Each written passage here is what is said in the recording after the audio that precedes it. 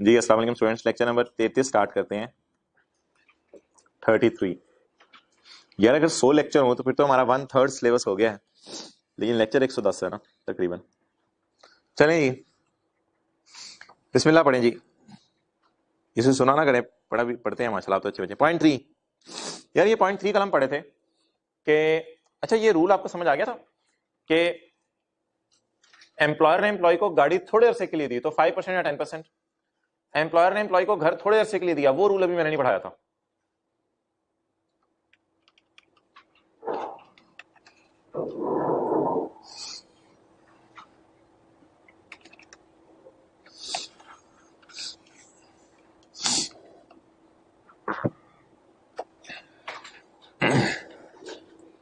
किधर था वो जो डब्बा सा बना हुआ था?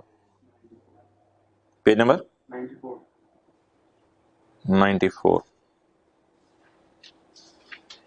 हाँ, एम्प्लॉयर ने एम्प्लॉय को गाड़ी थोड़े अरसे के लिए दी तो 5 या 10%, एम्प्लॉयर ने एम्प्लॉय को घर दिया थोड़े अरसे के लिए, उस पर मैंने बात नहीं की थी। एम्प्लॉयर ने एम्प्लॉय को फ्रिज, ओवन और बला बला चीजें, कोई भी चीज एम्प्लॉयर ने एम्प्लॉय को, पंखा, एसी थोड़े अरसे के लिए दिया, तो ऐसी सूरत में ना एम्प्लॉयर उसको डेप्रिशिएट करा होगा। जितना एम्प्लॉयर डेप्रिशिएट होगा उतना एम्प्लॉय को फायदा हो रहा होगा। और अगर इनमें से कोई चीज, car, house, laptop, oven, washing machine, fridge, inventory, जो मर्जी चीज एम्प्लॉयर ने एम्प्लॉय को बेच दी या फिर बेची नहीं तो फेयर में दे दी, तो fair market value of the property minus amount paid by employ to employer. Based on this, ये जरा लाइन दोबारा पढ़ो आप कल वाली। पॉइंट 3, यकम जनवरी को एईएल ने बेच दी इन्वेंट्री मुकरम को फॉर 12,000। ये क्या 12,000 क्या होगी? ये वो पैसे होंगे जो एम्प्लॉय ने एम्प्लॉयर को दिए हैं। It is the amount paid by employ to employer. तो AEL sold an item of inventory to Mukarram for 12,000। मैं आपको कहूं, मैंने आपसे कल कहा था I sold you this marker for ₹2, it means you paid me ₹2। So AEL sold an inventory to Mukarram for 12,000. The net realizable value fair value होती है इन्वेंट्री में। द फेयर वैल्यू यकम जनवरी की तारीख की ये है और 30 जून की तारीख, 30 जून की नहीं देखनी, फेयर वैल्यू हमने देखनी है at the date of transfer, इसलिए ये 22,000 हमने टिक कर लिया। It is the fair market value.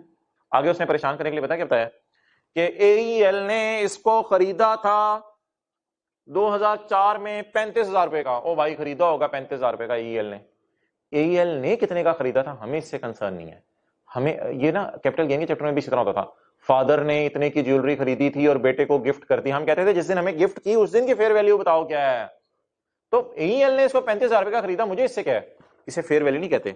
आपको पता है इसे क्या कहते हैं? इसे हिस्टोरिकल कॉस्ट कहते थे अकाउंटिंग वाले टीचर। हिस्टोरिकल कॉस्ट, इसे क्या करना, ये तो हिस्ट्री की कॉस्ट है। जुलाई 2004 में कभी उसने खरीदी होगी, एम्प्लॉयर ने अपने लिए खरीदी होगी, उसने बाद में इसने एम्प्लॉय को बेच दी। मुझे बताओ, एम्प्लॉय कह सकता है कि वो चीज जो बाजार में 22,000 की है मुझे 12,000 की मिल गई? ये कह सकता है ना। ये तो नहीं एम्प्लॉय कहेगा वो जो एम्प्लॉयर ने 35,000 की खरीदी थी, ना ना ना ना, वो तो हिस्टोरिकल कॉस्ट है, मुझे फेयर वैल्यू चाहिए होती है, हिस्टोरिकल कॉस्ट नहीं चाहिए होती। तो फॉर्मूला क्या बना सोल्ड इन्वेंट्री का? Fair market value at the date of transfer minus amount paid by employ to employer. चलो जी आगे। हाँ यार, ये बड़ी मजे की एडजस्टमेंट है जो कल हमने छोड़ी थी, ये बड़ी मजे की एडजस्टमेंट है अगली बारी। Point 1,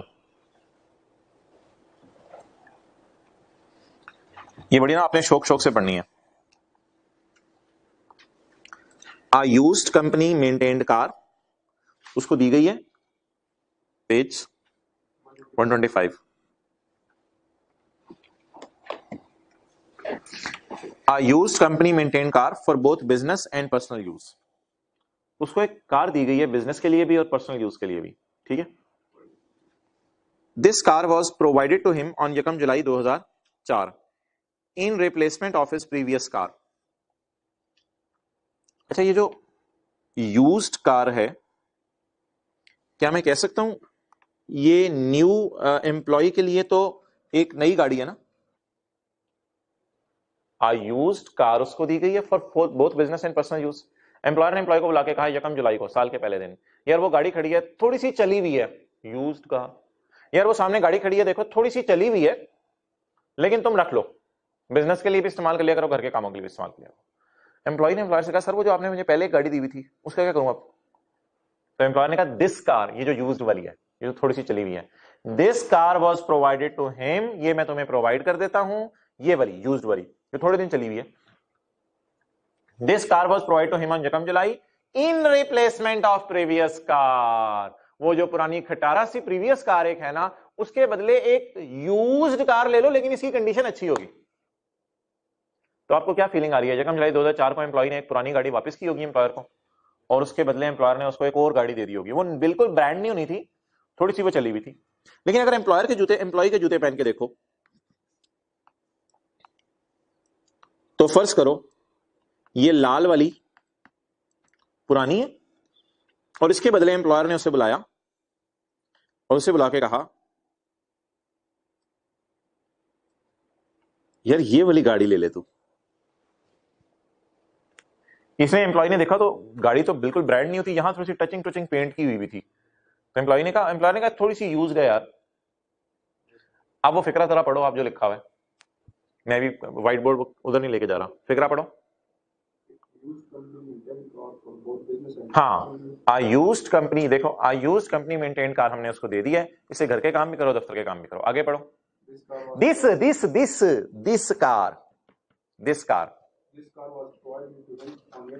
this car was provide to him on यकम July 2004 in replacement of his previous car.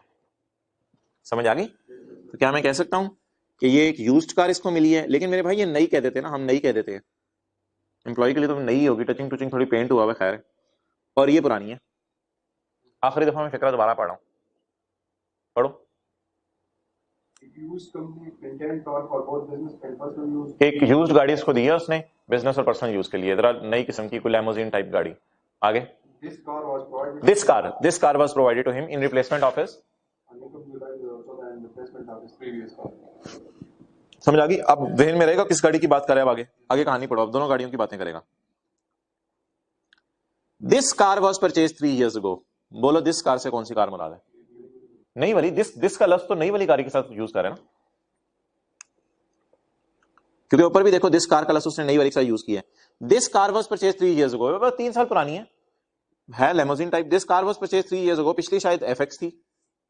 This car was purchase 3 years ago eight a price of 10 lakh. ये गाड़ी 3 साल पहले, बड़ा पुराना सवाल आया हुआ शायद आई कैप में, ये गाड़ी 3 साल पहले 10 लाख की खरीदी थी एम्प्लॉयर ने। तो बताओ ये जो एम्प्लॉयर ने ये वाली गाड़ी दी हुई है, ये लीज पे ली के बैंक से दी हुई है या खरीद के दी हुई है? खरीद के दी हुई है। However, the fair value of the car was 8 lakh. ये किस गाड़ी की बात हो रही है? न्यू की। आगे नहीं पढ़ना, आगे नहीं पढ़ना, यहां तक आप मुझे बता दो कि एम्प्लॉयर ने एम्प्लॉय को गाड़ी हमेशा के लिए, इस गाड़ी की बात कर रहा हूं, एम्प्लॉयर ने एम्प्लॉय को गाड़ी हमेशा के लिए दे दी है या थोड़े अरसे के लिए दी है? कैसे पता चला? नहीं, बोथ बिजनेस एंड पर्सनल भी लिखा हुआ है। The car was provided, provided या transferred? Provided. The car was provided to him in replacement of his previous car. This car was purchased at a price of 10 lakh. However, fair value on Yakam July was 8 lakh. अब मैं आपके सामने दो figures highlight कर रहा हूं, 10 लाख और 8 लाख। बताओ ये 5% किस पे लगाऊं? 10 लाख पे लगाऊं या 8 लाख पे? 5% क्यों लगाना है? Both business and personal use लिखा है ना लफ्ज। 10 लाख पे लगाऊं 8 लाख पे? 8 लाख पे लगाना है। अच्छा, यानी फेयर वैल्यू पे लगाना है। यार अबू बकर ऐसा करो, बाहर से ना कोई दीवार लेके आओ, मैं अपने सर पे मारूं। यही हाल मुझे नजर आ रहा है। जाओ जल्दी करो जरा, प्रिंसिपल रूम वाली दीवार ले आओ।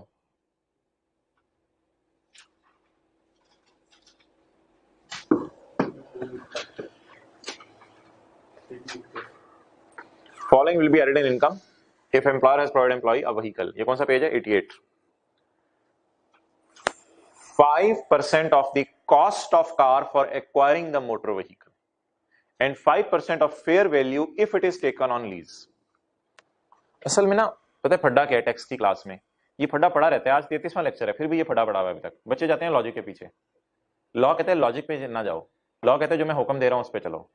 लॉ कहते हैं अगर एम्प्लॉयर ने एम्प्लॉय को गाड़ी बाजार से खरीद के लेके दी है, चाहे एम्प्लॉयर 3 साल खुद रखा अपने पास, चाहे 3 साल एम्प्लॉयर ने वो लंबी वाली गाड़ी अपने पास रखी हुई थी, उससे कोई फर्क नहीं पड़ता। बस गाड़ी की कॉस्ट पकड़ो और कॉस्ट पकड़ के 5% लगा दो। अब बच्चे लगाते हैं अकल, बच्चे कहते हैं सर जिस दिन उसको गाड़ी मिली उस दिन की फेयर, ओ भाई ट्रांसफर के रूल में उस दिन की फेयर वैल्यू देखनी होती है। ट्रांसफर नहीं हो रही गाड़ी, हमेशा के लिए नहीं उसको दे रहा, उसको थोड़े अरसे के लिए दे रहा है, तो ये वाला रूल लगेगा ना। अगर गाड़ी एम्प्लॉयर ने किस पे लेके दी होती तो फिर फेयर वैल्यू में लेता। लेकिन मुझे लग रहा है गाड़ी एम्प्लॉयर ने एक्वायर की है, जरा मुझे लफ्ज ढूंढने दो, एक्वायर या लीज्ड, इन दोनों में से मैं लफ्ज ढूंढ लूं जरा।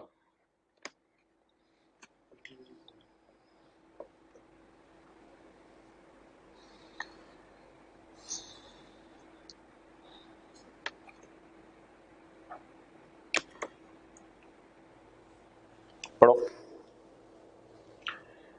अल्लाह अकबर, दिस कार वाज परचेज्ड।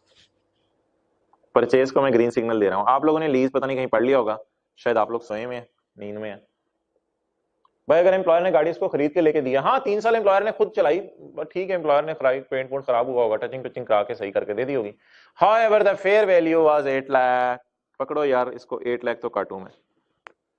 अगर लीज पे गाड़ी लेके दी होती तो फिर करते। अच्छा अकल वैसे आप लोगों की सही कह रही है, अकल तो यही कहती है यार अभी भी गाड़ी लेके दी है तो फेयर वैल्यू देख लो इसकी, उस पर लगा दो। लेकिन यार हम तो लॉ को फॉलो करना है, तो लिख लो परचेज गाड़ी के केस में कॉस्ट पे रेट लगाना है। लॉ को ना अकल पे ना परखना, हमेशा परेशान रहोगे।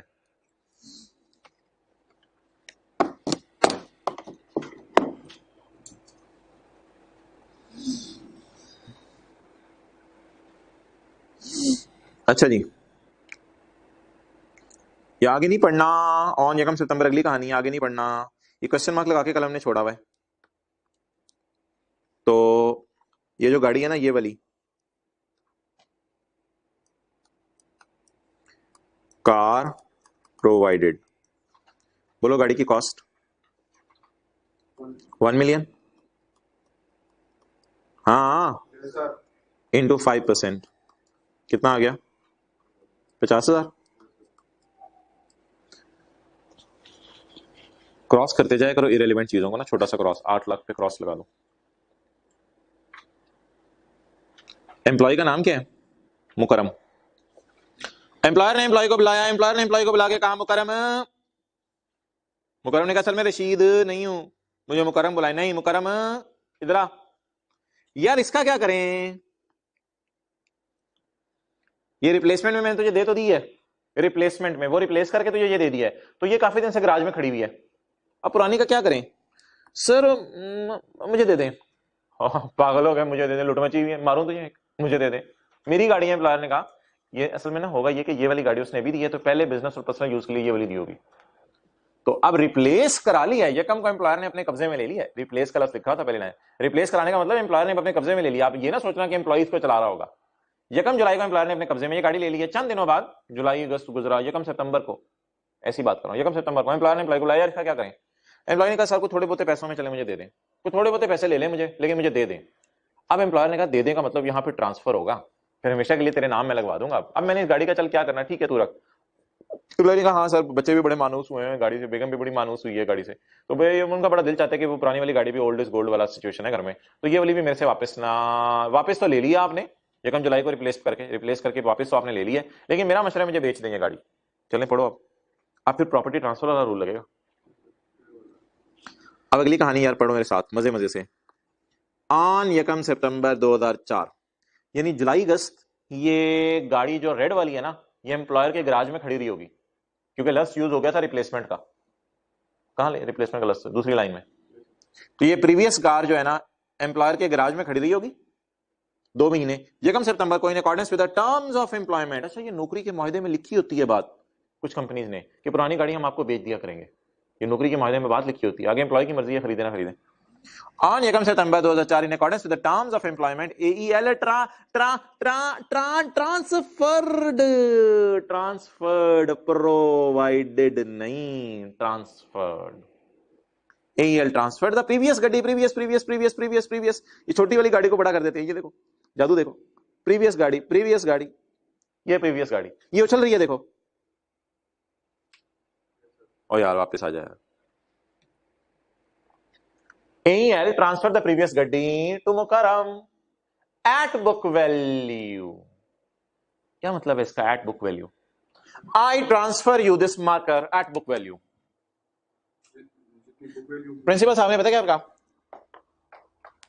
प्रिंसिपल साहब ने आपको बुलाया, आपको बुला के कहा यार मैं आपसे बड़ा खुश हूं, तो आपने बड़े अच्छे मार्क्स लिए हैं क्यूएम में, I transfer you this AC free of cost. फिर आप मेरे ख्याल से पैसे नहीं दोगे, ठीक है। दूसरे बच्चे को प्रिंसिपल साहब ने बुलाया, दूसरे बच्चे को प्रिंसिपल साहब ने कहा कि इधर आओ बेटा, आपने इंग्लिश में बड़े अच्छे मार्क्स लिए हैं लेकिन इतने भी अच्छे नहीं लिए, I transfer you this AC at fair value. नहीं, फिर तो आपको बड़े ज्यादा पैसे देने पड़ेंगे, फिर आप मेरे से क्यों लोगे, तोहफा भी नहीं बनेगा फिर तो ये। प्रिंसिपल साहब ने कहा I transfer you this AC. Accountant से फोन करके पूछा, अकाउंटेंट यार ये इसकी कॉस्ट माइनस से कम रिडक्शन क्या आ रही है? अकाउंटेंट ने कहा सर इतनी आ रही है बुक वैल्यू इसकी। तो स्टूडेंट को कहा I transfer you this AC at book value, इसकी बुक वैल्यू जो हमारी किताबों में आ रही है प्राइस पे करो, ले जाओ, तुम्हें 12 खाता है तो ले लो, मैं आपको इतना सा तोहफा दे सकता हूं, फेयर वैल्यू आपसे नहीं लेता, I transfer you this at book value. बोलो एम्प्लॉय पैसे देगा अब या स्टूडेंट पैसे देगा अब? तो यार ये जो एसेट ना हमेशा के लिए जब एम्प्लॉयर एम्प्लॉय को ट्रांसफर कर रहा होता है ना, तो आपने ये लाइन जरूर ढूंढनी है, कितने में बेच रहा है, ये लाइन जरूर ढूंढनी है।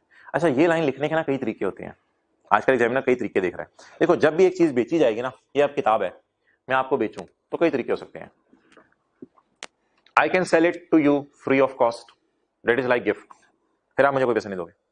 आई can sell it to you at my book value, बड़ी बड़ी बुक्स होती हैं, कुछ लोग डेप्रिशिएट भी करते हैं, फर्ज करो तो बुक डेप्रिशिएट हो रही थी, I transfer you it at book value, यानी कॉस्ट माइनस कम रिडक्शन, मैं बुक वैल्यू पे ट्रांसफर कर दूं। And the third option is जो आपको बिल्कुल पसंद नहीं होगी, I transfer you it at market value. I transfer you at market value means you have to pay me the market value, ठीक है। तो एम्प्लॉयर एम्प्लॉय से याद रखना, मार्केट वैल्यू पे चीजें लेना तो पसंद नहीं करेगा, वो तो एम्प्लॉयर एम्प्लॉय को सॉरी एम्प्लॉय एम्प्लॉयर से मार्केट वैल्यू पे चीजें लेना पसंद नहीं करेगा। एम्प्लॉय एम्प्लॉयर को मैं बाजार से जाके ले लेता हूँ भाईजान, तो छठो पुरानी गड्डी अगर आपने मुझे मार्केट वैल्यू में देनी है ना, तो फिर मैं दो चार और गाड़ियां जरा देखता हूँ, हो सकता है कि इससे अच्छी मेरे पास ऑप्शन नजर आ जाए।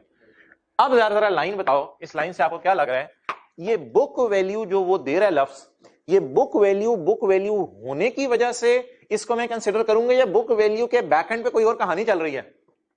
बुक वैल्यू के बैकएंड पे कोई और कहानी चल रही है जिसकी वजह से मैं बुक वैल्यू कंसिडर करूंगा। वरना बुक वैल्यू का कल जो हमने फॉर्मूला पढ़ा था, आपको पता है प्रॉपर्टीज ट्रांसफर के केस में फॉर्मूला क्या होता है? Fair market value of the property minus amount paid by employ to employer. और इसको विजुअलाइज करो और याद रख लो हमेशा के लिए कि एम्प्लॉय क्या करता है, एम्प्लॉय एम्प्लॉयर से कहता है यार तूने जो मुझे चीज दी वो बाजार में इतने की है, मेरे से कितने लेगा? आगे एम्प्लॉयर की मर्जी है, एम्प्लॉयर उससे मार्केट वैल्यू ले ले, एम्प्लॉयर उसे free of cost they they, employer उससे अपनी बुक वैल्यू वाले पैसे ले ले, एम्प्लॉयर की मर्जी है।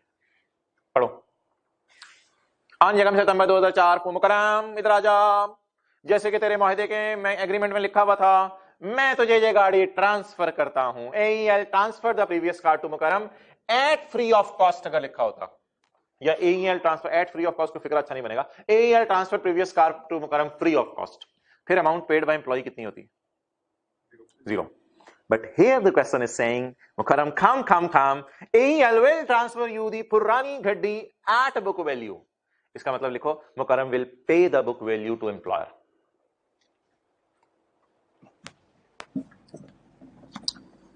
Transfer at book value का मतलब Mukarram will pay the book value to employer. यहां ऊपर सफे की जगह खाली है, Mukarram will pay book value to employer. It is the amount paid by employee to employer. चलो जी आगे पढ़ो। Transfer the previous car to Mukarram at book value. The market value of the car at the time of transfer was 4 lakh, whereas the book value was 2 lakh. Market value कितनी थी? 4 लाख। और book value कितनी थी? Book value क्या होती है कि employer ने कितने की खरीदी थी उसमें से माइनस अकोमोडेटेड डेप्रिसिएशन। अच्छा, बुक वैल्यू को मैं बुक वैल्यू होने की वजह से 4 लाख में से माइनस करने लगाऊं, या बुक वैल्यू को मैं इस वजह से 4 लाख में से माइनस करने, जो पैसे हैं एम्प्लॉय ने एम्प्लॉयर को दिए हैं, ये वो पैसे हैं जो एम्प्लॉय ने एम्प्लॉयर को दिए हैं। अच्छा यार मुझे एक आखिरी चीज बता दो, अब मैंने करना क्या, मुझे बताओ what is the fair market value of, आगे ना पढ़ो ऑन यकम जून, आगे ना पढ़ो ऑन यकम जून, छोड़ो। अच्छा, the market value of car was 4 lakh. Mukarram के जूते पहनो और उतार ना बाटा के जूते, मुकरम के जूते पहनो, मुकरम के जूते पहन के बताओ आपको कितने वाली चीज मिली? 4 लाख वाली। 4 लाख वाली गाड़ी मिल गई, क्योंकि जब आपको गाड़ी ट्रांसफर हो रही है ना, फिर आपने उसकी फेयर वैल्यू देखनी है हमेशा, तो fair value minus amount paid by employ to employer. तो आप मुकरम के जूते पहन के सोचो 4 लाख वाली गाड़ी मिली, 4 लाख वाली गाड़ी की बुक वैल्यू 2 लाख थी, और इत्तफाकन ये बुक वैल्यू मुकरम को पे भी करनी पड़ गई। तो बुक वैल्यू को बुक वैल्यू होने की वजह से मैं माइनस करूं, या amount paid by employ to employer होने की वजह से माइनस करूं? Amount paid by employ to employer, क्योंकि ऊपर लाइन में उसने मेरा जहन बना दिया कि मुकर्रम ने एट का मतलब होता है इतने पैसे दो।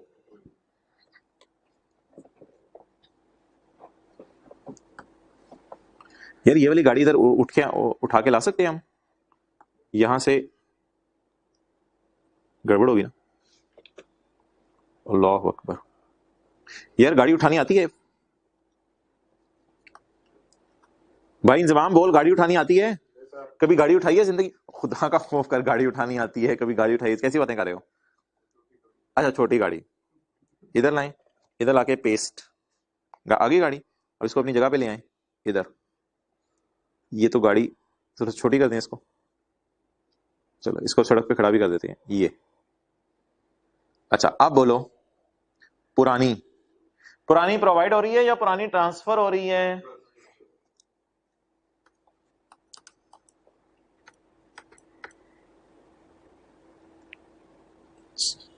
चलो भाई अब ये काम करना बंद कर गया है, वीडियो पॉज करो। हाँ, पुरानी क्या हो रही है? फॉर्मूला क्या है? फॉर्मूला यही वाला नीचे वाला जो कल लिखा था, fair market value at the date of transfer minus amount paid by employ to employer. तो फेयर मार्केट वैल्यू बोलो minus amount paid by employ to employer, salary में कितना ऐड होगा? 2 लाख। क्लियर? चलो जी खत्म हुआ। आखिरी लाइन में बाद में पढ़ूंगा, इनकम फ्रॉम सैलरी का टोटल अभी ना कराओ, मुझे करवा देना, लेकिन मेरी नजर में यहां तक खत्म हुआ न्यूमेरिकल। अच्छा यार अब इस लाइन को मैं बदलता हूं, अब आपने मुझे बताने क्या करना है, देखते रहना। 2 सिनेरियोस बनाने लगाऊं, 2 सिनेरियोस, ये लाइनें ऊपर नीचे हो गई हैं, कोई गड़बड़ हुई है, मिटा देते हैं हम इनको। फिर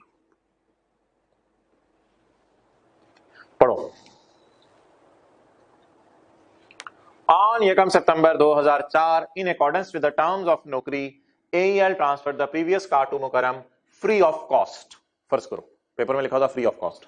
the market value is 4 lakh whereas the book value was 2 lakh. आप बताओ वो जो नीचे कैलकुलेशन है वहां कैसे करते? फेयर वैल्यू 4 लाख लेते और amount paid by employ to employer 0 लेते, तो ऐसी सूरत में एम्प्लॉय को 4 लाख का फायदा हो जाता। क्लियर? एक और scenario. On Yekam September 2004, in accordance with the terms of Naukri, AEL transferred the previous car to Mukarram at rupees 30,000. At rupees 30,000. The fair market value was 4 lakh, whereas the book value was 2 lakh. 4 lakh minus 30,000। तो क्या ढूंढना है? वो पैसे जो employ ने employer को दिए हैं। और आखिरी scenario, on Yekam September 2004, in accordance with the terms of employment, AEL transferred the previous car to Mukarram at book value, and the market value was 4 lakh, whereas the book value was 2 lakh. वो तो ये हमारे वाले scenario बन गया, तो इसमें 4 lakh minus 2 lakh.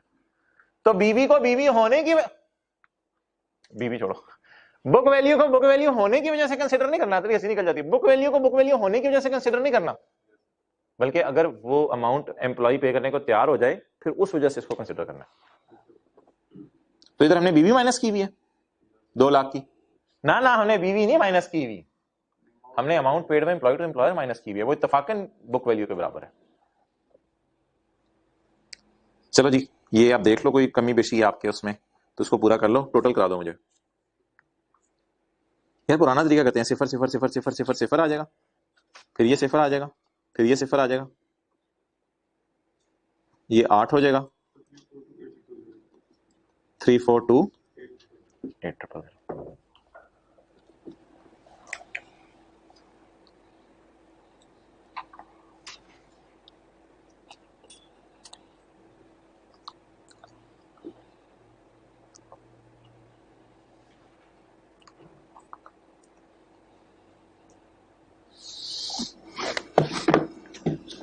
हाँ जी इनकम सैलरी निकल आई वर्किंग में, यही होगा यार, टोटल गलत हुआ तो कोई नहीं कर जाके सही कर लेना। 3248000 देख लो फिर दोबारा,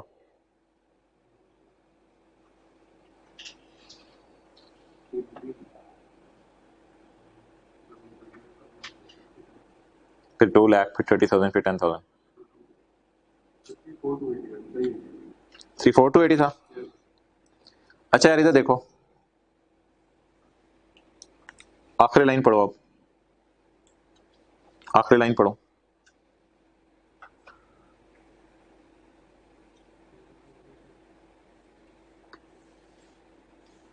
ऑन यकम June Mukarram sold his car to neighbour at a price of 350।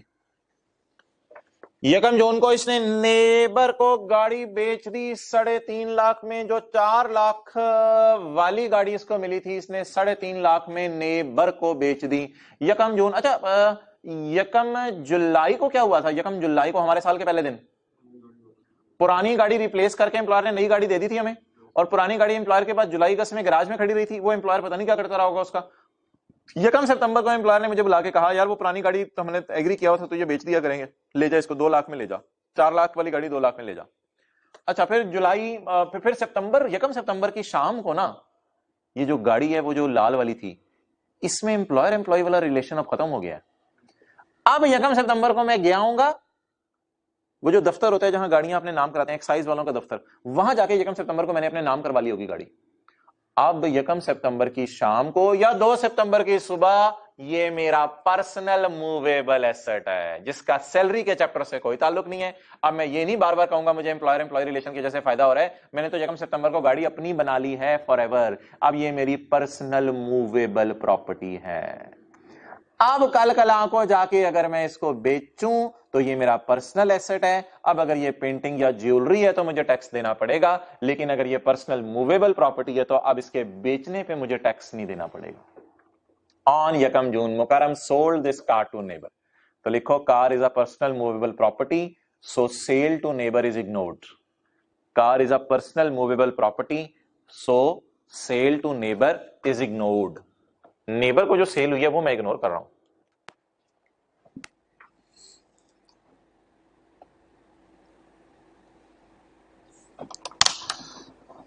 इसका सवाल में कुछ भी नहीं करना, ये अदर सोर्स में भी नहीं जाती। ये जो पर्सनल घर के एसेट्स बेचना ना, किसी हेड में नहीं जाता। अब यार अमेरिका का फॉर्मेट वगैरह बना लेना, और टैक्सेबल इनकम तो यही आ जाएगी, सैलरी ही, क्योंकि ज़कात वगैरह तो है नहीं। टैक्स भी निकाल लेना, टेबल 1 लगेगा इस पे, क्योंकि टेबल 2 लगेगा क्योंकि खाली सैलरी है, लेकिन टैक्स मांगा नहीं हुआ, खाली टैक्सेबल इनकम मांगी हुई है सवाल में। यार एक दफा पहले भी हमने गाड़ी बेची थी, कैपिटल गेन के चैप्टर में आओ, एक सवाल किया था,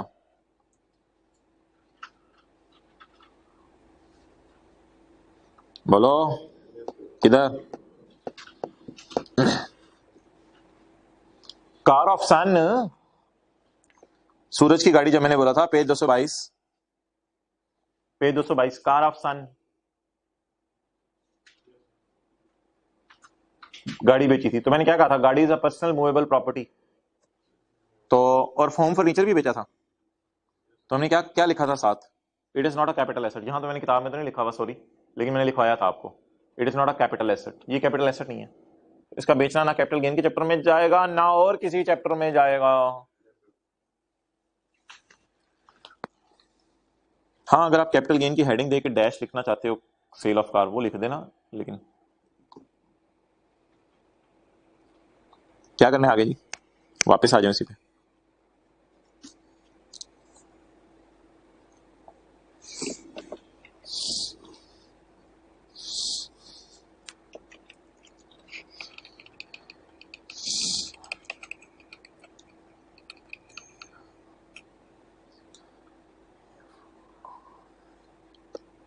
सबसेक्शन 13 था यार जो हम पढ़े थे, 11 था, सबसेक्शन 11।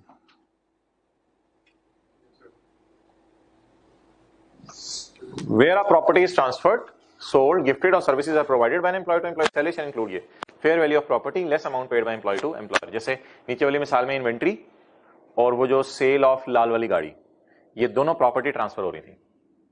और अगर कोई सर्विस दे दे एम्प्लॉयर एम्प्लॉय को, मिसाल के तौर पे एम्प्लॉयर को कहे यार मेरे घर मोटर खराब हो गई, तो एम्प्लॉयर कहे यार बंदा मैं भेज देता हूँ, तो वो 2000 रुपये बंदा लेते हैं आमतौर पे, लेकिन इधर एम्प्लॉयर ने एम्प्लॉय को कहा यार 200 रुपये दे दे, मैं तेरी मोटर सही करा देता हूँ, तो 2000 माइनस 200, 1800 इनकम में ऐड हो जाएगा। Fair value of service at the time it is provided less amount paid by employ to employer. चलो जी आगे।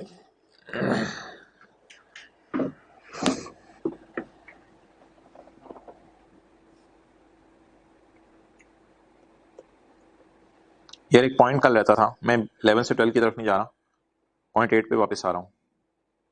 ये कल पेंडिंग छोड़ा था, पॉइंट 8।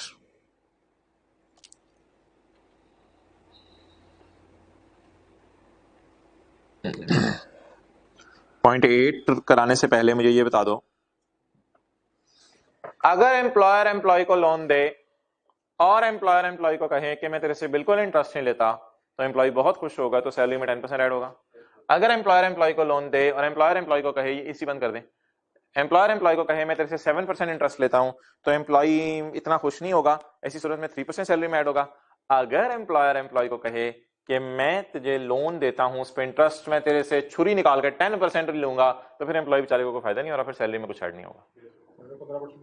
15% लेते हैं, 11 लेते हैं, 12 लेते हैं, 13 लेते हैं, सारी सूरतों में कुछ ऐड नहीं होगा। नेगेटिव का कोई कॉन्सेप्ट नहीं है। अच्छा यार, अब अगली चीज बड़ी इंटरेस्टिंग है, वो आपने ना बड़ी गौर से समझनी है। अगली चीज है कि एक तो है एम्प्लॉय एम्प्लॉयर से लोन ले, और एम्प्लॉय एम्प्लॉयर से लोन लेके ना बस किसी भी मकसद में इस्तेमाल कर ले, कोई बेटी की शादी कर ले, कोई घर का फर्नीचर खरीद ले, कोई आगे बेगम को पैसे दे दे, कुछ भी कर ले, एम्प्लॉयर एम्प्लॉय से लोन लेके कुछ भी कर दे, तो फिर तो वो कल हमने पढ़ लिया था। सॉरी, एम्प्लॉय एम्प्लॉयर से लोन लेके कुछ भी कर दे, तो वो तो कल हमने पढ़ लिया था। एक सिनेरियो एक पेपर में ये बन सकता है कि, गौर से सुनना, एक सिनेरियो पेपर में ये बन सकता है कि अच्छा यार मुझे बड़ा अफसोस हो रहा है, अभी अभी अब थ्योरी की 2 लाइनें में पढ़ाने लगा हूं, पिछला कवर कर लिया करो, जो न्यूमेरिकल कराया हुआ है वो हाथ से कर लिया करो। रिकूप्ड एक्सपेंडिचर की भूल गई हुई है डेफिनेशन, चैप्टर 4 की भूल गई हुई है ना, एओपी की भी भूल गई हुई है, फर्म की भी भूल गई हुई है। पता नहीं क्या आप शो देखने आते हो, पिछला रिवाइज कर लिया करो, ऐसे संडे आ रहा है आगे, वेला बंदा क्या करे, पढ़ता ही रहे पूरा दिन। अच्छा, कई दफा ऐसा होता है कि एम्प्लॉय एम्प्लॉयर से लोन लेता है और लोन लेके उस लोन को किसी ऐसे मकसद में इस्तेमाल करता है जिससे इनकम कमाने लग जाए। ये होते हैं अक्लमंद एम्प्लॉय। ये उस लोन को इन्वेस्ट करते हैं, कहीं खर्च नहीं करते। खर्च करना क्या है लोन को, और इन्वेस्ट करना क्या है? देखो, जो अक्लमंद लोग नहीं होते वो क्या करते हैं, उधार लेते हैं, उधार लेके अपने घर के खर्चे पूरे करने लग जाते हैं। ये इसको बंदा अक्लमंद नहीं कहता कि उधार लिया और घर के खर्चे पूरे करने लगे, उधार लिया और घर की कुर्सियां खरीद ली, उधार लिया और घर के पंखे खरीद लिए। अक्लमंद लोग कौन होते हैं? जो उधार लेते हैं और उधार लेके आगे किसी बिजनेस में डाले ताकि उनको वहां से प्रॉफिट रनिंग आता रहे, ताकि बाद में किसी से उधार न लेना पड़े। इसको कहते हैं अपने पांव पे खड़े होना। तो अक्लमंद लोग उधार लेके अपने पांव पे खड़े होते हैं। अगर उधार के भी, वैसे तो बचना चाहिए उधार से, लेकिन अक्लमंद लोग अगर उधार ले भी लेते हैं तो अपने पांव पे खड़े होने के लिए लेते हैं, ना कि खर्चे पूरे करने के लिए। थोड़ा सा अपने खर्चों को आगे पीछे कर लेते हैं, बर्दाश्त कर लेते हैं अपनी जरूरतें। अब लॉ मेकर ने .8 पूरा ऐसे नेक लोगों के लिए बना दिया जो उधार लेके आगे किसी मकसद में इस्तेमाल करें, खर्च ना करते हैं उधार को किसी नेक मकसद में इस्तेमाल करें। मकसद, नेक मकसद क्या है? नेक मकसद ही नहीं चैरिटी है, मकसद ये कि उससे इनकम कमाएं। उधार को किसी ऐसी जगह डालें जहां से प्रॉफिट आए, क्योंकि उस प्रॉफिट पे भी हुकूमत का टैक्स जाता है। तो हुकूमत बड़ी खुश होती है, और हुकूमत चाहती है कि लोन अगर आप ले रहे हो, उधार ले रहे हो एम्प्लॉयर से, किसी मकसद में इस्तेमाल कर लो। ऐसे ही खर्चा कर दोगे, पॉकेट मनी एंटरटेनमेंट में आगे पीछे खर्च कर दोगे, क्या फायदा होगा तुम्हें? अच्छा, पहले ना न्यूमेरिकल करते हैं, फिर थ्योरी पढ़ेंगे। .8 का numerical. Asim has obtained a loan of 16 lakh from employer, 10 lakh से ज्यादा है, ऑन यकम फरवरी 13, फरवरी मार्च अप्रैल मई जून, 6 महीने इसने लोन इस्तेमाल किया।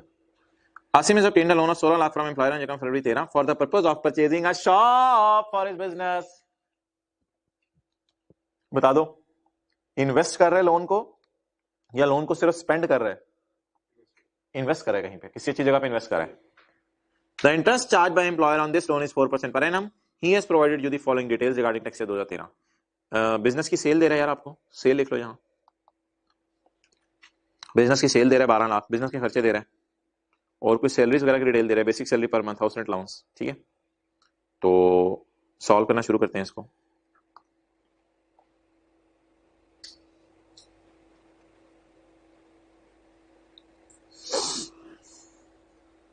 पढ़ो जी, बिस्मिल्लाह, शुरू करें सॉल्व करना। अच्छा जी, पहली हेडिंग हमारी क्या होगी? इनकम सैलरी पहले निकाल लेते हैं। यार आप व्हाइट बोर्ड की तरफ देखोगे, किताब में तो सोल्यूशन दिया हुआ है अनलकीली। बोलो जी, बेसिक सैलरी 50,000 जरा 12, 6 लाख। बोलो हाउस रेंट अलाउंस कितना? 30,000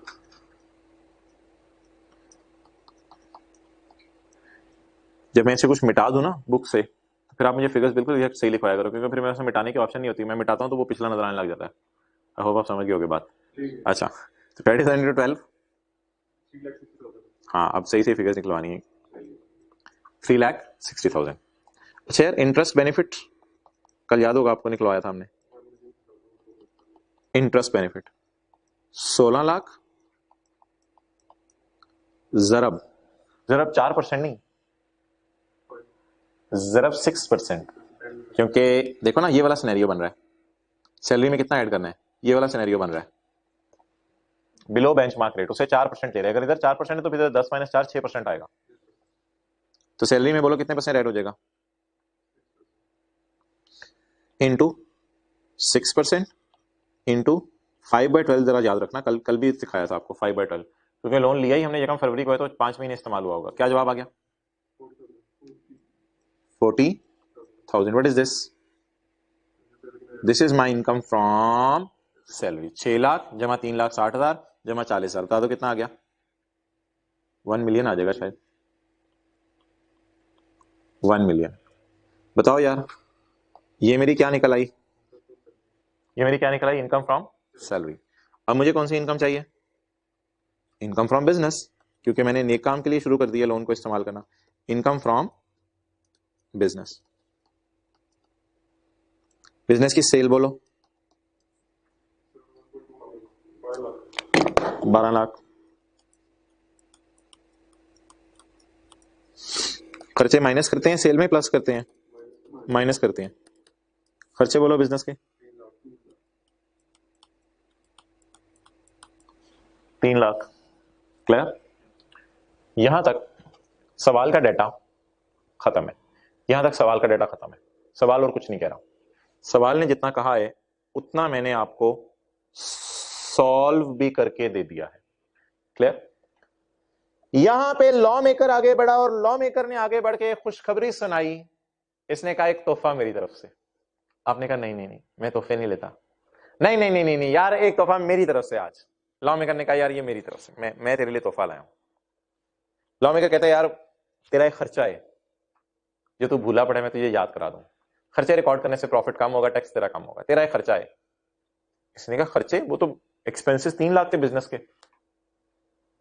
सॉरी, हाँ, ये एक्सपेंसेस 3 लाख थे बिजनेस के, बस मेरा यही खर्चा था। कहता ना ना ना ना ना ना यार, कहता डीप डीप डाउन जाके सोच, deep down. Some transactions have double effect. आपने कहा क्या? कहते वो जो उधार है उधर उस पर तुझे इंटरेस्ट बच रहा है, एक तो वो था इंपैक्ट, दूसरा इस उधार को तो इस्तेमाल भी तो कर रहे हैं ना बिजनेस में, तो ये डबल कनेक्शन हो गया। इस उधार को तू बिजनेस में इस्तेमाल कर रहा है, बिजनेस में इस्तेमाल करने की वजह से अगर तू ये उधार एम्प्लॉयर से ना लेता तो किसी बैंक से लेता, बैंक लोन का इंटरेस्ट आपको पता है बिजनेस के P&L में माइनस होता है। तो जिस तरह तूने एम्प्लॉयर से उधार ले लिया है, इसी तरह इधर तूने जो जिस तरह तू बैंक से उधार लेता है, इसी तरह इधर तूने एम्प्लॉयर से उधार ले लिया है। तो अब ये तेरा खर्चा बन रहा है इंटरेस्ट। तो इंटरेस्ट का खर्चा तुझे माइनस करने की मैं इजाजत देता हूं। इसका 2-fold इफेक्ट होगा, एक सैलरी में और एक बिजनेस में।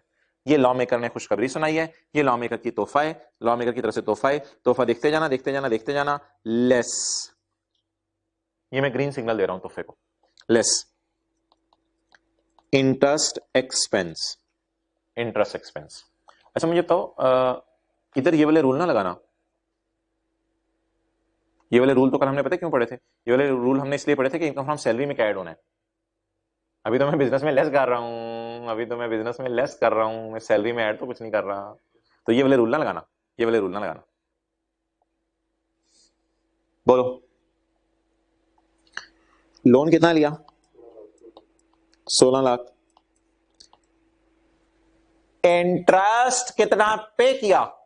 पे पे पे पे पे पे 4%। पे 4% किया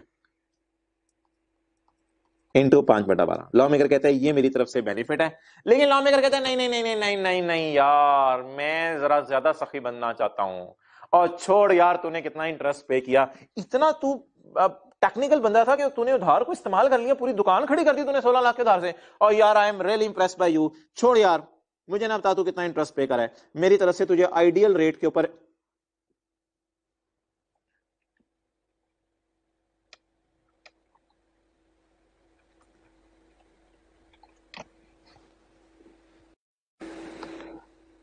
मैं तुझे बताया था कि हो जाना है कुछ।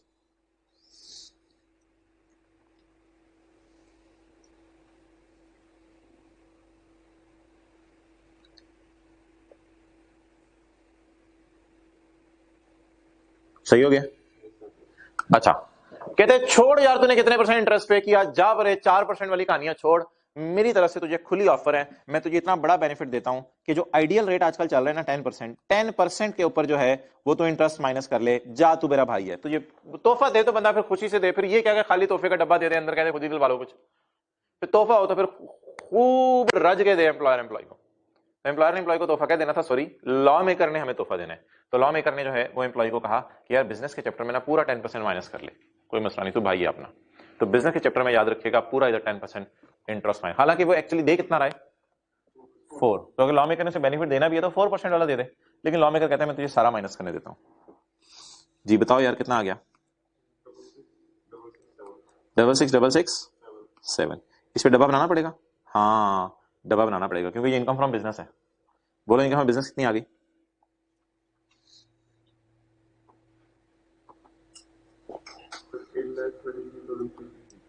8,33,000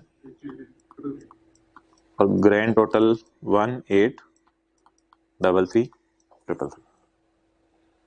नई लाइन क्या आई है जो कि सवाल के डेटे में नहीं थी लेकिन फिर भी मैं ले आया, ये वाली नई लाइन है क्या कि अगर पूरी बात बताओ, अगर आप पूरी बात सुनना, अगर आप एम्प्लॉयर से लोन लेके उस लोन को किसी और मकसद के लिए इस्तेमाल कर लें जिससे प्रॉफिट कमा रहे हो, तो सैलरी में कल वाला रूल लगना है, ये नहीं बदल लेना। अदर हेड में जाके बजाय के law maker actual interest minus करने दे जो आप पे कर रहे हैं उसको, लॉ मेकर कहता है यार बेंचमार्क रेट वाला इंटरेस्ट माइनस करो, कोई मसला ही नहीं, कोई मसला नहीं, क्लियर।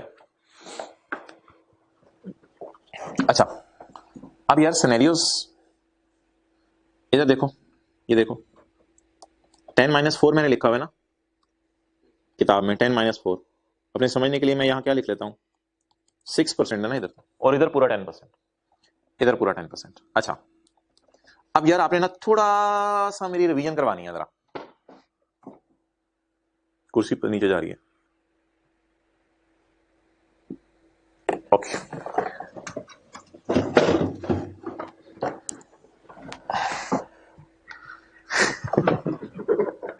रिकॉर्डिंग हो रही है, होने तो खैर है, कोई मसला नहीं है, अब नीचे जाना तुम्हें, ओके सही हो गया। अच्छा इधर एम्प्लॉय पे कितना कर रहा था, अब आपने ना बड़े शौक से मेरी बातें सुननी है, एम्प्लॉय पे कितना कर रहा था 4%, ये देख लो 4% लिखा हुआ है, सैलरी में कितना ऐड करना है, डिडक्ट कितना करना है बिजनेस में 10%। थोड़ा सिनेरियो में बदल रहा हूं, अगर एम्प्लॉय भाईजान आप जरा साइड पे चले जाएं,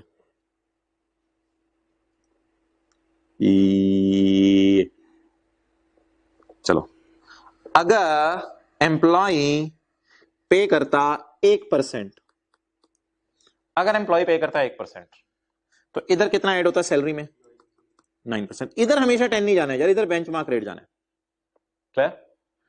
अगर एम्प्लॉय पे करता 0% तो सैलरी में कल क्या पड़ा था, कितना जाना है 10 - 0 10%, इधर तो 10 ही माइनस होना है, नीचे 10 ही माइनस होना है, ठीक है। यहां पे कल वाला रूल लगा ना, यहां पे रूल कोई नहीं है, यहां पर रटा मान लो 10% माइनस होना है, बेंचमार्क माइनस होना है। एक सिनेरियो ऐसा है जो लॉ मेकर ने एड्रेस नहीं किया, आईकैप ने अपनी किताब में एड्रेस किया, इस वजह से मैं आपको पढ़ाने लगा हूं। पता नहीं आईकैप ने ये राय क्यों कायम की है, मुझे अभी तक ये बात समझ नहीं आई। आईकैप की राय है जो आईकैप की राय में आपसे, आईकैप की एक जाती राय है जो आईकैप ने अपनी जाती बुक में दी हुई है, जो कि लॉ मेकर ने एड्रेस नहीं की हुई, मजबूरन मैं आपको वो पढ़ाने लगा हूं।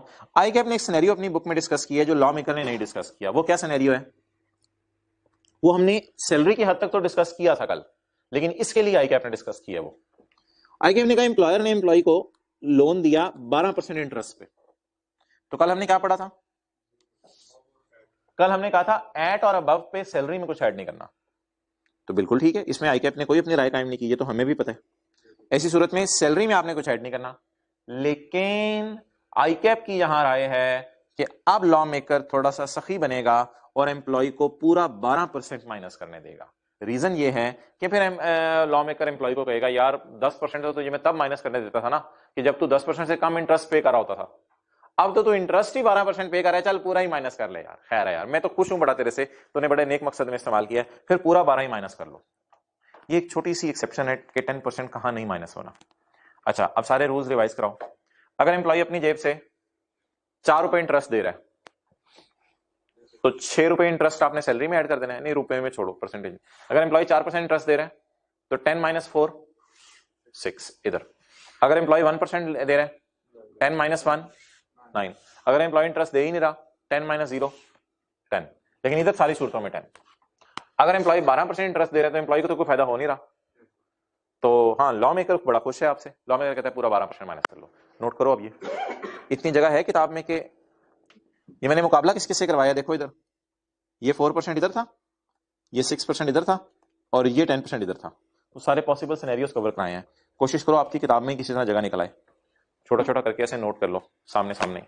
इस 4% के आगे लिखो 1%, फिर इधर नीचे 9% और फिर 10%।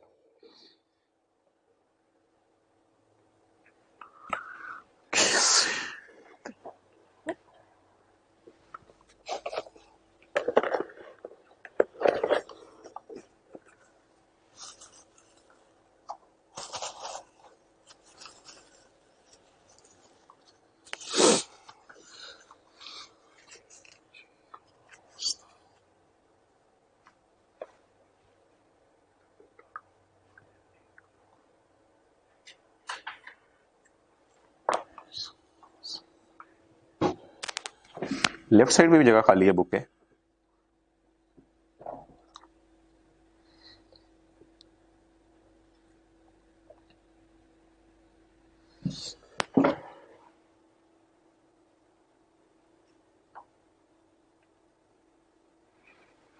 इनका नाम बताओ, पेड बाय एम्प्लॉय, इनका नाम क्या है? इनका नाम to be added in salary, to be deducted in other head, यही है ना? लिखने की जरूरत नहीं नाम, न्यूमेरिकल में वो गलती ना करना। पढ़ो यार, पॉइंट 8 समझ आ रहा है? Where employee uses a loan obtained from employer for the acquisition of an asset or for the acquisition of a property। अबे तूने कौन सा एसेट खरीद लिया, तूने कौन सी प्रॉपर्टी खरीद ली? कहता है गिविंग अंडे, मैंने ऐसी चीज खरीद ली है जो अंडे देती है। क्या एक तरीका क्या होता कि एम्प्लॉयर जो है वो एम्प्लॉय से लोन लेता और बच्चे के लिए जो है वो टॉय वाली मुर्गी लेके चला जाता। एक एम्प्लॉयर एम्प्लॉय से लोन लेता और असली मुर्गियां खरीद लेता और फार्म हाउस बना लेता, वो तो फिर बड़ी जबरदस्त बात थी। Where employee uses a loan obtained from employer for any asset or property producing income, याद रखना एसेट या प्रॉपर्टी इनकम प्रोड्यूस करके दे, फिर लॉ मेकर खुश होता है।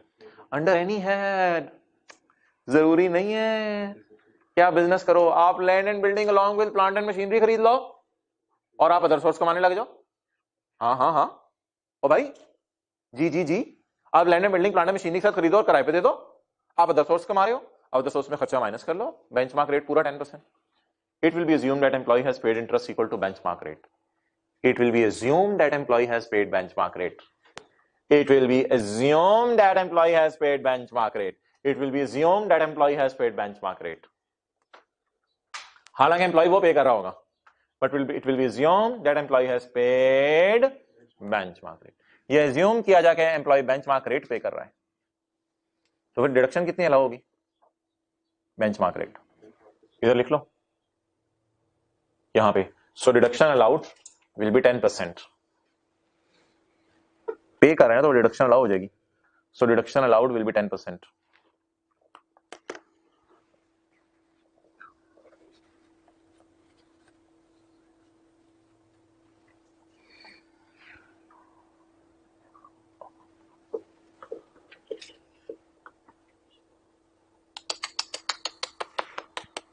दो तीन लाइनें याद करनी है, बड़ा मार का मार लोगे, तीर मार के आए वहां। अच्छा चलो कुछ और तरह पढ़ते हैं, कोई याद करने वाला।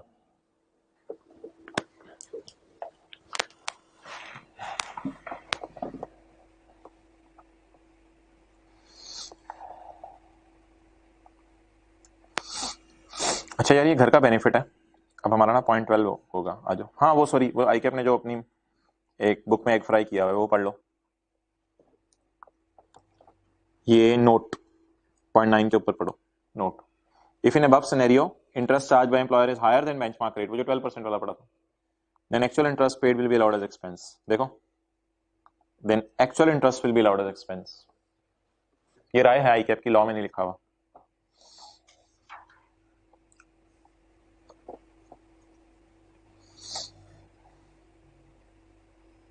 पॉइंट 12 वो कल वाला है जो हमारा रह गया था, काफी लंबी डिटेल है इसकी। पॉइंट 12 इंशाल्लाह कल खत्म करेंगे, आज शुरू कर देते हैं। पॉइंट 12 ये है यार, एम्प्लॉयर ने एम्प्लॉय को घर प्रोवाइड किया है, ट्रांसफर कर दिया हमेशा के लिए या थोड़े अरसे के लिए दिया? थोड़े अरसे के लिए दिया। अक्सर एम्प्लॉयर्स एम्प्लॉय को फैक्ट्री प्रेमिसेस में घर ले देते हैं, कुछ करीब के किसी मोहल्ले में घर ले देते हैं। आर्मी वाले तो वैसे ही एम्प्लॉयज को घर दे देते हैं जितना अरसा नौकरी कर रहे हो। तो ये वो सिनेरियो को डिस्कशन करना चाह रहे हैं कि एम्प्लॉयर एम्प्लॉय को अक्सर घर लेके देता है। अच्छा, एग्जाम्पल 1 पढ़ो। Basic salary of employees 1 lakh per month. Employ की बेसिक सैलरी है 1 लाख पर मंथ। मैं कहां आ गया हूं? Page number 92। Basic salary of employees 1 lakh per month and employer has provided employ with 2 options. Employer ने एम्प्लॉय को बुलाया, ओ रशीद इत्थे आ जी सर। रशीद घर लेने सर, अल्लाह अकबर। सर घर, सर घर, सर घर, सर घर, सर घर तो खीर होगी sir. I really appreciate you sir. ये क्लियर मेरी तरफ से वो घर रहेगी सर। सर खीर है।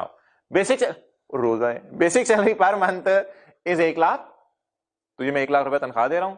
Employer has provided employ with 2 options. यार या तो घर ले ले फैक्ट्री में, अच्छा फैक्ट्री प्रेमिसेस को जरूरी नहीं होता, बस घर ले दे एम्प्लॉयर एम्प्लॉय को, चाहे फैक्ट्री से बाहर ले दे, तो वैसे ही मैंने समझने के लिए लिख दिया। इधर I will provide you a house, या मेरी तरफ से घर ले ले, प्रोवाइड, ट्रांसफर नहीं, लुट नहीं मची हुई। इधर I will provide you house, या मेरे से घर ले ले। अगर नहीं लेना घर तो फिर हर महीने 50,000 रुपया लगा बंदा कैश ले लिया कर। बॉल तेरे कोर्ट में है। एम्प्लॉय विद 2 ऑप्शंस, मैंने तुझे 2 ऑप्शंस दे दिए।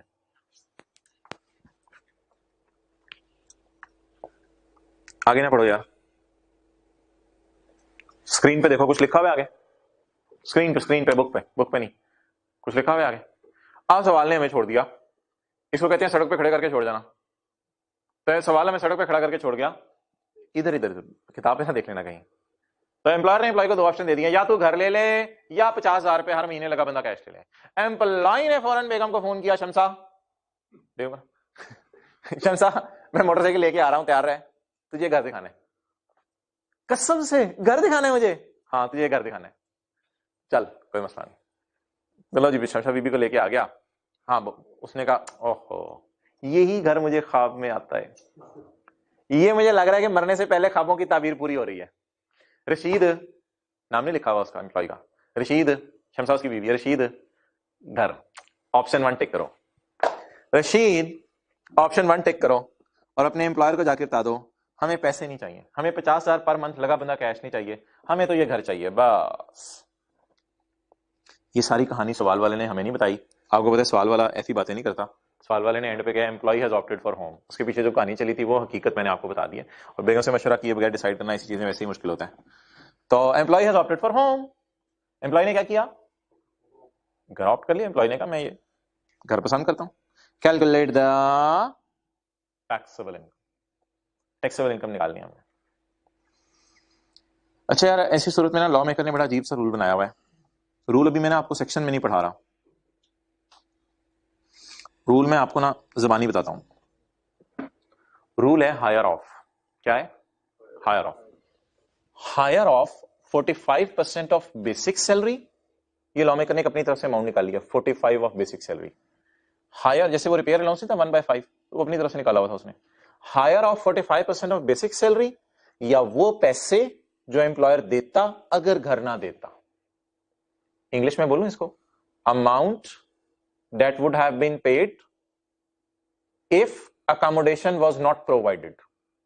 उर्दू में सुनो, या वो पैसे जो एम्प्लॉयर देता अगर घर ना देता। इंग्लिश में सुनो, amount that would have been paid had no accommodation been provided, अगर अकोमोडेशन ना दी जाती। दोनों में से यार हायर ऐड करना है। अब सॉल्व करो numerical. Basic salary of employee कितनी है बोलो ना, 1 लाख। तो basic salary 1 lakh into 12 lakh होगी। अकोमोडेशन प्रोवाइड की है इसने, क्योंकि एम्प्लॉय ने ऑप्ट किसके लिए किया है, घर के लिए। ये सवाल ना पूछना अगर एम्प्लॉय कैश लेना चाहता, कल बता दूंगा, डिटेल में ना भी जाओ। एम्प्लॉय ने फिलहाल क्या, मुझे घर चाहिए। अब लॉ मेकर ने क्या, accommodation provided is higher of 45% of basic salary.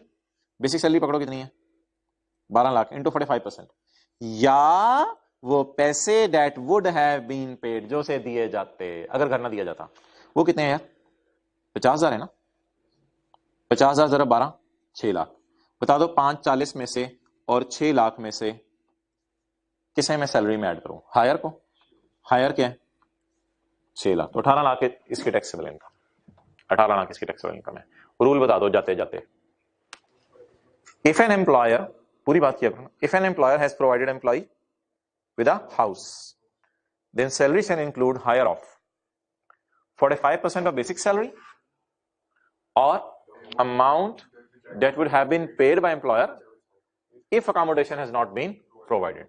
The higher of these two figures is added in income from salary. अच्छा, यार आज क्या दिन है, आज है जी सैटरडे। सैटरडे है और अब आपका मंडे को टेस्ट है। ये टेस्ट में ना मैं भी व्हाट्सएप ग्रुप्स में, वो मोबाइल चेक कर रहे हो, टेस्ट में ना मैं भी व्हाट्सएप ग्रुप्स में आपको मैसेज करवा दूंगा, बल्कि शायद आप तक कल हो गया हो मैसेज, तो उसमें आपको बता दिया जाएगा टेस्ट का सिलेबस क्या है। तो उसमें ऐसा करते हैं कि जो है ना पुराने हेड्स रख लेते हैं। हेड्स कौन कौन से हैं, property, capital gain, other source और 7 टैक्स क्रेडिट्स, ये न्यूमेरिकली रख लेते हैं। सैलरी का भी फुल फ्लेज न्यूमेरिकल रहने दो। सैलरी के कोई ऊपर वाले जो सफे मैंने ना आपको व्हाट्सएप ग्रुप में बताए हैं, ऊपर वाले थोड़े से सफे भी कर लेते हैं, ज्यादा डिटेल में नहीं जाते। ऊपर वाले जितने भी सफे मैंने आपको मैसेज में भेजे हैं, तो वो वाले सफे सैलरी के कर लें, साथ थोड़ा बहुत कुछ सैलरी की 3-4 एडजस्टमेंट्स हो सकते हैं न्यूमेरिकल में आ जाए। फिर बाकी हेड्स मिक्स करके अगर घर कोई किराए पे दिया हुआ है या वो, लेकिन वो थ्योरी उनकी याद ना करने लग जाना, थ्योरी सिर्फ जितनी सैलरी की है वो याद करना। ठीक है, अस्सलाम वालेकुम।